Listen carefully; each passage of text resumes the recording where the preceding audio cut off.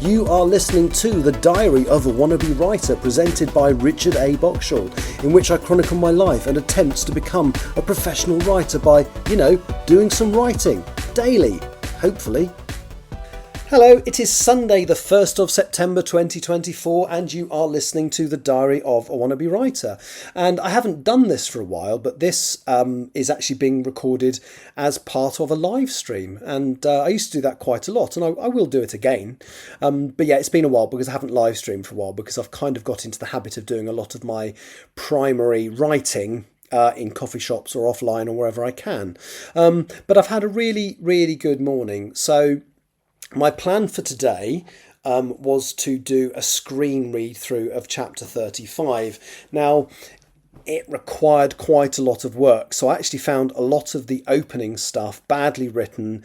The dialogue was perfunctory, and it was almost somebody did this and did that. It almost read like stage direction. So the first few pages, I really had to change quite a lot of, and it's weird because I've written it on the I've edited it on the screen before. This isn't the first time I've gone through it, but I think it's the first time I've read it out loud, which is why I think reading it out loud to myself is such an important part, certainly of my editorial process.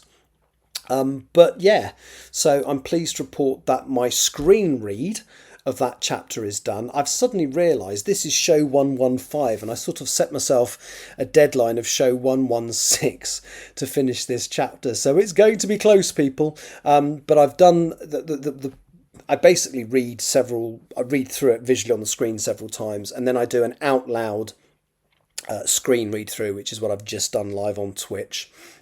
And I'm relatively happy with most of it now. That's not to say I won't make changes on the final pass. And when I say final pass, I only mean a final pass for this draft. It's by no means signed off at all. But my plan is either later today or possibly tomorrow, or a bit of both, we'll see, is to do my paper read through. And then what I do then is I print off the pages and just read through them a paragraph at a time, taking to them with a pen if necessary, and making alterations. And my hope is that by the end of tomorrow and the end of show 116, I can get chapter 35 signed off.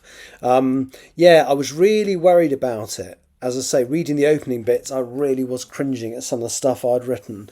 And I'm still a little bit, I don't know. There's the scenes where the tree is effectively questioning Marianne and why they didn't take advantage of Mackenzie whilst he was unconscious.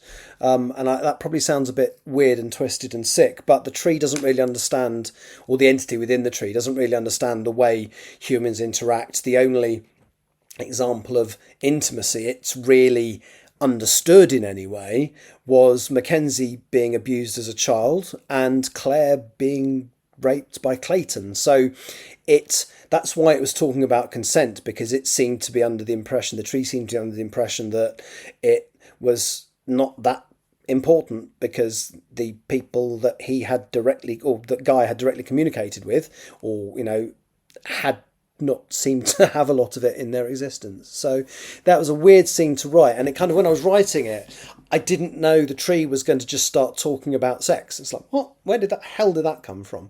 But I think it's an important. I don't know. It feels like because it's so in Mackenzie. Mackenzie is so broken by what happened to him as a child, and Claire is so broken by what's just happened to her. I think the tree needs to understand that is not normal human behaviour. That is absolutely the exception. And I think the fact that it witnessed Marianne literally willing to sacrifice their existence for Mackenzie, and indeed Oakley effectively offered to do the same. I think Gaia, the creature's just got this very black and white image that humans are animals, and that's the other reason why I had the non-binary discussion in there, because suddenly everything that this entity thinks it understands about humans and why it's absolutely fine to wipe them out, it's suddenly, oh, okay, This is a little more complex than I thought. So that's why I feel those scenes are relevant and necessary to the story, because I mean it's going to take Gaia another chapter or two to make up its mind whether to save them or not. Ultimately, obviously it will, because otherwise all my characters die, and I like Bleak but I don't like that Bleak. And then obviously that was followed by the really dark scene, which sees the end of both Danny and Mr. Sayers. I'm not going to lie, I enjoyed writing the scene where Sayers got his comeuppance, because Sayers is kind of an odd bad guy. I kind of initially, in the first couple of versions I wrote, I had him being quite nasty and sick and devious, and then I kind of realised, no, somebody in more of a leadership position would have slightly more self-control. Therefore, it made more sense for him to have a subordinate that was vicious and nasty. And there is a bit where even Sayers bollocks Clayton for his behaviour and some of the stuff he's done. So yeah, So I've just waffled for 6 minutes about the chapter I've just edited, but I'm pleased with what happens in it. It's just what happens next. I mean, I know broadly what's got to happen next, but there will be little moments that take me by surprise, just like there was in there. Hopefully it makes the story better.